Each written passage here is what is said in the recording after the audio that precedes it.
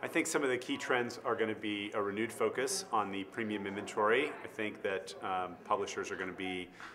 discovering that when they've spent a lot of time trying to understand how to manage the vast majority of their inventory, and they've taken their eye off the ball to some extent from the most valuable inventory that they have, and they're going to be renewing their focus on that and trying to make sure that they understand the balance between the things that they know how to sell very effectively for the highest CPMs and sort of the rest and how they most effectively monetize that. Well, I think publishers are going to need to do all that they can to remove whatever friction is in the buying process. So one of the big attractions of the real-time bidding and exchange buying is that the buying process is relatively frictionless, and the premium buying process has not achieved the same sort of economies of scale, if you will. And so for publishers to be able to be successful in continuing to drive the value of their premium inventory, they're going to have to continue to remove friction from that sales process. Well, I think there needs to be a lot more transparency and a lot more data transfer that happens between the buyers and the sellers, whether that goes through the intermediaries or whether it's more of a direct connection between buyers and sellers. But publishers need to be able to communicate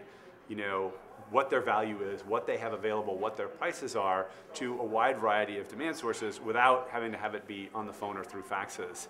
because that's just what's slowing down the process. So for an agency to be successful in trying to buy in this new world, the publisher is going to want to be able to allow them to buy the way they want to buy and yet still maintain the premium value of the high quality inventory that they've been able to sell to date. Well, I think what happens is that the trading desks so far have been focused on how do they reach out to these gigantic pools of inventory and make large buys of audiences,